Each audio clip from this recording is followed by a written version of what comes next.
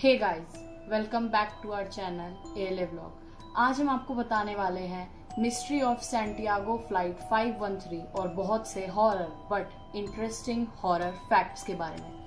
अगर आपने हमारी पुरानी वीडियोस नहीं देखी हैं, वो भी हॉरर बेस्ड और चैलेंजेस बेस्ड हैं, तो आप उन्हें भी जाके जरूर देखिएगा। ये कहानी है एक सिंपल सी फ्लाइट के बारे में जिसका नाम था Santiago flight 513। Santiago airlines flight 513 ने टेक ऑफ किया था सितंबर 4, 1954 को आचेन, वेस्ट जर्मनी से, और उसको जाना था पोर्टो एलेग्री, ब्राजील 18 घंटे बाद। ठीक उस फ्लाइट को ढूंढते ढूंढते 10 साल हो गए। 10 साल बाद वो फ्लाइट नहीं मिली, उसका एक भी एविडेंस नहीं मिला। तो उस फ्लाइट की जो सर्च पार्टी थी उसने अपना सर्च ऑफ कर दिया पूरी तरह से और उस फ्लाइट को डिसअपियर्ड क्रैश फ्लाइट ठहरा दिया गया। प्लेन के गायब होने के बाद बहुत सी सर्च पार्टीज को उसको सर्च करने के लिए लगाया गया और काफी लोग तो ये तक ठहरा चुके थे कि वो प्लेन क्रैश हो चुका है और उसके पैसेंजर्स भी मर चुके हैं। सबसे चौंकाने वाली बात तो वो थी कि ये फ्लाइट अच्छे से टेक ऑफ भी कर गई थी और 18 घंटे में इसे पहुंचना भी था, लेकिन अटलांटिक ओशन के ऊपर ही जाते हुए ये फ्लाइट अपने बीच रास्ते में से ही गायब हो गई। फ्लाइट को गुमे हुए बहुत साल बीत गए। ठीक अक्टूबर 12, 1989 को पोर्टो एलेग्री एयरपोर्ट ब्राजील ने एक अनऑथराइज्ड, एक अननोन एयरक्राफ्ट को अपने डेटा सिग्नल से ट्रैक किया। पोर्टो एलेग्रे एयरपोर्ट के एयर ट्रैफिक कंट्रोलर्स ने फिर पायलट को कांटेक्ट करने की कोशिश की, पर कोई रिस्पांस नहीं आया। फिर भी जो प्लेन थी उसने एक परफेक्ट लैंडिंग ली और देखने से भी प्लेन एकदम वेल मेंटेन्ड शेप और उसके इंजन अभी भी काम कर रहे थे।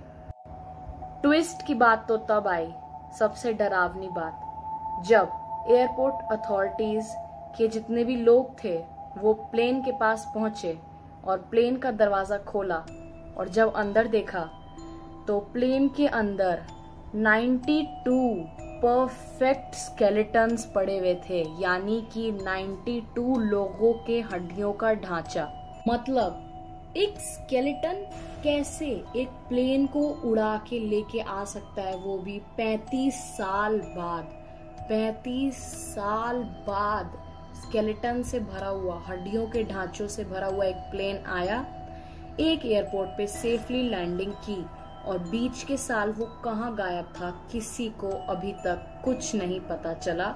और आगे इसमें जितनी भी रिसर्च की गई वो सब फेल हो गई, क्योंकि किसी को नहीं पता ये प्लेन कहाँ से आया था और कैसे आया।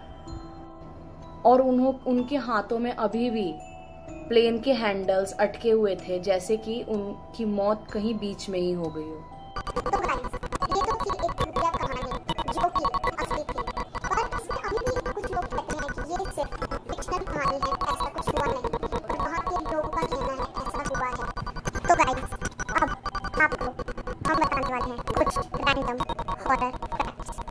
फैक्ट नंबर 1, अगर आपके घर की बाहर की डोरबेल बजती है रात के समय और आप जाके उसे खोलते हैं और बाहर कोई ना दिखे, तो अपना घर के दरवाजे जल्दी बंद कर लीजिएगा, क्योंकि अगर आप उस समय गेट खोलते हैं और बाहर ही खड़े रहते हैं, इसका मतलब ये होता है कि आप भूत को अपने घर में आमंत्रित कर रहे हैं। फैक्ट नंबर 2, कोरियन साइंटिस्ट का ये कहना है कि अगर कोई इंसान कोमा में रहता है और कोमा से बाहर आता है तो 90% चांसेस हैं कि वो भूतों को देख सकता है। अगर आप रात को अकेले हैं और अकेले में सीटी बजा रहे हैं, तो इसका मतलब ये है कि आप रात को आत्माओं को अपने पास आने के लिए आमंत्रित कर रहे हैं। तो अगली बार से रात को अकेले होते हुए सीटी बजाने में सोचना ज़रूर। ऐसा माना जाता है कि रात को कभी भी अपने रूम की चेयर खाली नहीं छोड़नी चाहिए, कुर्सियाँ, क्योंकि ऐसा कहा जाता है कि भूत प्रेत आत्माएं उस पे आकर बैठ जाती हैं, और वो भी खासकर ठंडे कमरों में। मनोवैज्ञानिकों के अनुसार जो लोग मज़े मज़े में हॉरर मूवीज़ देखते हैं सिर्फ मज़े के लिए, या फिर हॉरर मूवीज देखने के बाद भी आराम से सोते हैं, वो लोग मानसिक रोगी होते हैं। और अगर किसी का एक्सीडेंट भी हो जाता है तब भी उन लोगों को कुछ ज़्यादा फर्क नहीं पड़ता। अगर आप बिन वजह ही कांपने लग गए, बिना ठंड के मौसम या बिना किसी ठंडी जगह गए हुए, तब ऐसा हो सकता है कि आपके बगल से कोई आत्मा गुजरी हो, क्योंकि पैरानॉर्मल इन्वेस्टिगेटर्स ये कहते हैं कि आत्मा जहाँ रहती है वहाँ का टेम्परेचर में एक चेंज आता है, या तो वो बहुत घट जाता है या तो वो बहुत बढ़ जाता है। तो अगर कभी भी आपको बिन वजह ठंड लगे, मतलब आपके आसपास से कोई आत्मा गुजरी है। तो गाइस, ये इस वीडियो का लास्ट फैक्ट, शायद ये आपको थोड़ा सुकून दे दे। ये फैक्ट ये है कि सारे भूत आपको नुकसान नहीं पहुंचाना चाहते, और अगर वो चाहेंगे भी तब वो पहुंचा नहीं सकते, क्योंकि सारे आत्माओं के पास इतनी शक्तियाँ नहीं होती।